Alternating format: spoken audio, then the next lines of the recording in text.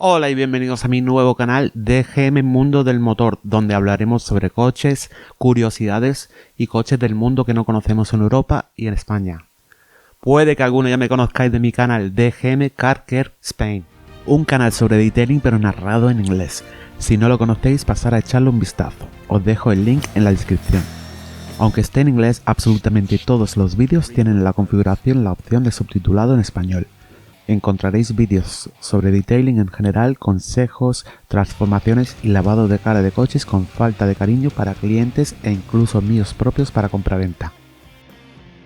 Bueno, pues vamos con el primer episodio de EGM Mundo del Motor, en el que resumiré brevemente sobre 10 coches que no se comercializaron en España y Europa.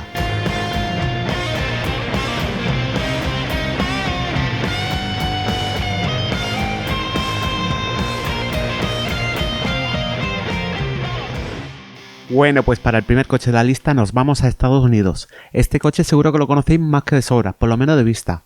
Igual no lo habéis visto tantas veces en el espejo como Lindsay Lohan, pero sí que seguro que lo habéis visto en muchas películas y series americanas. El Ford Crown Victoria, un coche que durante más de una década obtuvo prácticamente el monopolio de ventas a cuerpos policiales, federales, al gobierno y a las compañías de taxi. En 1997, con el lanzamiento de segunda generación de los llamados nuevas generaciones del Crown Victoria, Ford acabaría con un largo reinado de Chevrolet Caprice como el sedán de 4 puertas policial por excelencia. Sobre todo por una razón en concreto, el llamada plataforma Pantera. La plataforma Pantera básicamente significa que el chasis y la carrocería son independientes uno de otro y se puede separar y sustituir fácilmente, algo que solo se ve en 4x4 grandes, pickups y vehículos industriales. Esto era una gran ventaja para tener el Crown Victoria como coche de flotas, por la facilidad y lo económico que era arreglar uno tras un accidente. El 90% fueron fabricados y vendidos para flotas. De hecho, a nivel ciudadano particular se vendieron muchos más de sus versiones del Lincoln Town Car y del Mercury Miranda. Tras el fin de su producción en 2012, el Crown Vic se ha vuelto muy popular entre los amantes de los coches, habiendo tantos coches y repuestos en el mercado de segunda mano. Con su V8 de 4,6 litros y tracción trasera, ofrece mucha flexibilidad para potenciarlos con turbos, compresores, reprogramados, etc., convirtiéndolos en coches perfectos para drifting y básicamente hacer el tonto. El Crown Victoria, ideal para donuts, sean unos u otros. Los verdaderos amantes del motor y sobre todo de coches JDM, seguro que conocéis la larga trayectoria del Nissan Skyline GT-R. Sobre todo las generaciones de los 90, el R32, el R33 y el mítico R34. El coche que marcaba el listón a superar a todos sus competidores de la época, pero prácticamente insuperable con su pedigrí de Made in Japan. Estas generaciones del GT-R se comercializaron puntualmente en algunos países de Europa, sobre todo Reino Unido, pero en números muy limitados. Sí que en gran parte de Europa y España hemos tenido la posibilidad de ver a su sucesor, el Nissan GT-R, también conocido como Godzilla, desde 2009 hasta 2022, pero que por algún motivo, a pesar de ser el obvio sucesor, prescindió del nombre Skyline. Todo esto nos lleva al número 9 de esta lista, el Autech Nissan Skyline GT-R R33.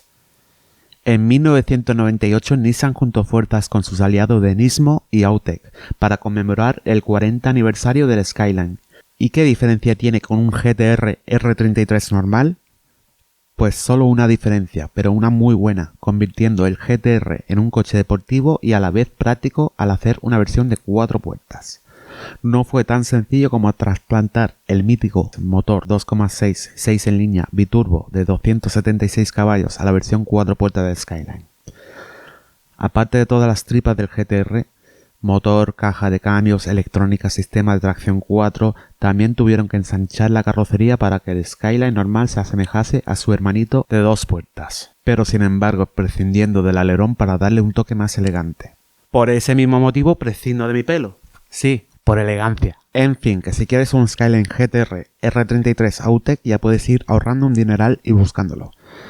Aunque lo tendrás difícil ya que solo se fabricaron 416 ejemplares en 1998, de los cuales dicen que solo quedan alrededor de 160 intactos y circulando y prácticamente solo en Japón, porque solo se vendió ahí. Para el número 8 de la lista piensa en Audi RS4 Avant y RS6 Avant de primera generación. Bueno, pues no voy a hablar de ellos porque no me da la gana y porque, como casi siempre, este concepto de coche, un ranchera deportivo, nació en Japón. Sí, seguimos en Japón. Aquí en Europa conocemos, y de hecho aún se ve en la carretera alguno de la versión familiar del Mitsubishi Galant, que créanme, si hubiese sido la versión japonesa tendría una en mi garaje. Estoy hablando de esto, el Mitsubishi Legnum VR4, que es la versión inflada de esteroides de nuestro Mitsubishi Galant. En Europa, en el Galant teníamos la posibilidad de comprarlo con el motor 2.5 V6, pero no el del VR4, que era el mismo motor pero con turbo. No una, sino dos, es decir, biturbo, porque siempre es mejor dos que uno, ¿verdad, Charlie? Aparte del 2.5 V6 biturbo y los obvios cambios estéticos, el VR4, como bien dice el nombre, era tracción a las 4 ruedas, no como el Galant nuestro, solo a las 2 delanteras. El número 7 de esta lista se trata de uno de los primeros SUV en existir. En 1966 Ford introdujo en Estados Unidos el Ford Bronco, un pionero en lo que conocemos hoy día como SUV o 4x4, que combinaba las comodidades de un turismo con la capacidad off-roading de la pickup de la época, o más concretamente a los primeros Kaiser Jeep. Con su plataforma con distancia entre ejes corto, ideal para hacer 4x4, combinando con su enorme V8 y un habitáculo cerrado, se convertía en el vehículo perfecto para moverse de lunes a viernes por la ciudad con la familia y para hacer 4x4 los fines de semana. Poca competencia tuvo el Ford Bronco en el mercado aparte del Chevy Blazer a lo largo de 30 años y varias generaciones hasta que se descontinuó en 1996. Una de las generaciones más emblemáticas del Bronco fue el de la quinta generación, y no por motivos automovilísticos que digamos, sino por la persecución policial quizá más vista en directo y más famosa de todos los tiempos. El 17 de junio de 1994, 5 días después del asesinato de su ex esposa y un amigo, durante 45 minutos en su Ford Bronco blanco del 93, la estrella de la NFL O.J. Simpson junto a un amigo huyó de la policía a velocidad de tortuga y amenazando con quitarse la vida. La persecución fue televisada en directo y visto por más de 90 millones de personas. Tras 25 años de la cancelación del mítico Bronco en 1996, Ford lo resucitó de la tumba en 2021, con una nueva generación retro muy fiel y acertado a los orígenes del Bronco, tanto estéticos como mecánicos, manteniendo las tripas de un verdadero 4x4, no lo que conocemos por SUV hoy día. Es decir, un coche que está hecho para off-roading de verdad, no para que las mamis se lo lleven al súper, con reductora y plataforma de chasis y carrocería independiente. Por desgracia, ninguna generación del Bronco se comercializó en Europa, pero se rumorea que a finales del 23 lo tendremos en Europa y España. El número 6 de esta lista quizás se haya colado aquí un poco. Cuando digo que quizás se haya colado, porque aunque realmente no se comercializa en España y Europa, sí que si lo encargas a un concesionario autorizado, igual te lo pueden traer. En mi trabajo como detailer he tenido la oportunidad de conducir coches impresionantes, realmente impresionantes. Pero ningún coche me ha impresionado tanto al conducirlo como este. El Cadillac Escalade. Este enorme barco, la verdad que no es muy aconsejable en algunas calles estrechas de Europa, resulta realmente impresionante con cada detalle. Y lo digo precisamente por eso. Palabra clave. Detalle. Niveles de lujo comparables y casi superando al mismísimo Rolls-Royce inundan la inmensa cabina de este coche. Hasta la más mínima tontería, como cuando abres la puerta y se baja una estribera para darte la bienvenida y facilitar el acceso al coche. Son esos pequeños detalles sumados entre sí que justifican su etiqueta de alrededor de 135.000 euros. Y como no, esa estética agresiva e incluso intimidante al verlo aparcar cerca tuya y no saber si se va a bajar un agente del FBI en busca tuya o un mafioso del cártel. A los que me conocéis sabéis que soy australiano de nacimiento y como imagináis se colarán muchos coches australianos en estas listas. Y no voy a mentir, son quizá el mayor motivo y la mayor inspiración por hacer estos vídeos. Sobre todo por el desconocimiento total sobre ellos en Europa y en España. Eso nos lleva al número 5 de la lista, el Ford FPV Territory F6X. Os introduzco a este coche con un propósito muy concreto. Ahora quiero que memoricéis una palabra porque la vais a escuchar muchísimo en este canal. Barra. Barra es la denominación comercial del motor diseñado y fabricado 100% en Australia y el F6X monta esta brutalidad de motor. Cuando digo brutalidad no es precisamente por cilindrada y cantidad de cilindros, sino por efectividad, fiabilidad y posibilidades infinitas de modificar consiguiendo números de 4 dígitos de caballaje y par motor, con modificaciones mínimas. Hay casos de motores barra con hasta 2000 caballos. Se trata tan solo de un motor 6 en línea de 4 litros. Pero como dije, entraré en más detalles sobre el barra en futuros episodios. Pero por resumir sobre el Ford Territory F6X, FPV, que viene a ser como AMG de Mercedes, pero de Ford en Australia. Cogió el Ford Territory normal, que viene a ser un SUV y que ya en sus gamas bajas monta el motor barra, y le montaron la versión pepino de este brutal motor. En las antípodas tienen el F6X con casi 370 caballos de fábrica y, lo que es aún más impresionante, 550 Nm de par motor. Años 50 en Europa. El que se pudiera permitir un coche asequible en aquellos tiempos se tenía que conformar con coches como el Citroën 2 caballos, el Volkswagen Beetle, Fiat y Seat 500 y 600 y una larga lista de coches que sí, serían muy fiables y prácticos, pero les falta algo. Mientras al otro lado del charco en los Estados Unidos tenían esto.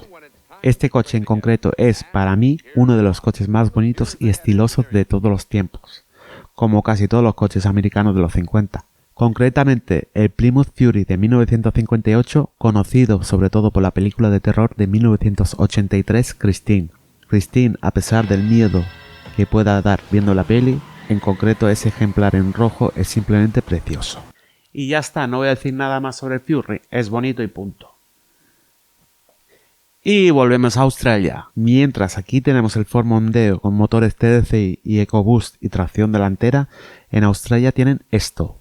Un sedán de 4 puertas grande pero tracción trasera, 470 caballos y cerca de 600 Nm de fuerza. El Ford Falcon versión FPV GTR Spec es uno de los muchísimos variantes del Ford Falcon, pero uno de los más potentes de la trayectoria de casi 60 años del Ford Falcon. Debajo de ese capó ruge el mismo propulsor del Mustang GT actual, el conocido como Coyote, un 5000 V8, con la diferencia de que en el Falcon lleva un Supercharger para alcanzar esos números de potencia y fuerza. También verán más sobre este coche más adelante en el canal. Piensa Rolls-Royce y ahora piensa más lujoso y más exclusivo. Pues señores, para el número 2 de la lista volvemos a Japón para hablar sobre un coche que a lo largo de 56 años de trayectoria solo se vendieron 27 unidades fuera de tierras nipones y tan solo con autorización selectiva por parte de los peces gordos de la marca en cuestión. No estoy hablando de Infiniti y ni siquiera de Lexus, sino ni más ni menos que Toyota. Y el coche en cuestión, el Toyota Century, un coche que desde 1967 solo ha pasado por 3 generaciones, de las cuales en la segunda generación montaba el único motor V12 de Toyota, que la marca japonesa ni siquiera cedió a su propia marca de lujo, Lexus. Un coche fabricado y pintado a mano metódicamente con solo 4 pintores en todo el mundo, los únicos aptos en los ojos de Toyota para pintar su carrocería con ni más ni menos que 7 capas de laca que se asemejan a un espejo. Pero lo que más especial hace este Toyota es, como imaginaréis, el interior. No entraré en detalle, pero con decir que solo un 10% de propietarios del Century han estado alguna vez al volante de su coche, ya imaginaréis que es un coche diseñado para los pasajeros y destinado a políticos, realeza y peces gordos en general. Se le ha llegado a preguntar al presidente de Toyota si se venderá el Century fuera de Japón, a lo que contestó no. Pues para el número 1 de esta lista volvemos a Australia, y cuando veáis este coche vais a entender el porqué. ¿Recordáis el Opel Rekord y posteriormente los Opel Omega aquí en España y en Europa? Bueno, pues los australianos de alguna manera convirtieron esto en esto, esto en esto, esto en esto, y entre una cosa y otra, el Opel Rekord y Omega se convirtieron en esto. Primero decir que el Opel en Australia se llama Holden y todas estas generaciones del Rekord y Omega se llaman Holden Commodore. Ahora esto ya es otro nivel. Esta versión Pickup en concreto, o como se llama en Australia, Ute, es una versión de la división deportiva de Holden, HSV, es decir, Holden Special Vehicles. Es el Hulk de la versión comercial de Holden Commodore, portando el mismo motor que su hermano en Estados Unidos, el Chevrolet Camaro ZL1. Concretamente el famoso motor LSA de Chevrolet, que se trata de un 6.2 V8 supercargado, produciendo cerca de 600 caballos y más de 700 Nm de fuerza, convirtiéndolo en la pick-up más rápida del mundo, alcanzando los 310 km por hora y tardando tan solo 4,7 segundos de 0 a 100. Obviamente, a pesar de su zona de carga originalmente diseñado para cargar de verdad, esta versión en concreto no resulta la más práctica debido a su configuración deportiva de suspensiones que no soportará mucho peso. Pero no me digáis que no es brutal.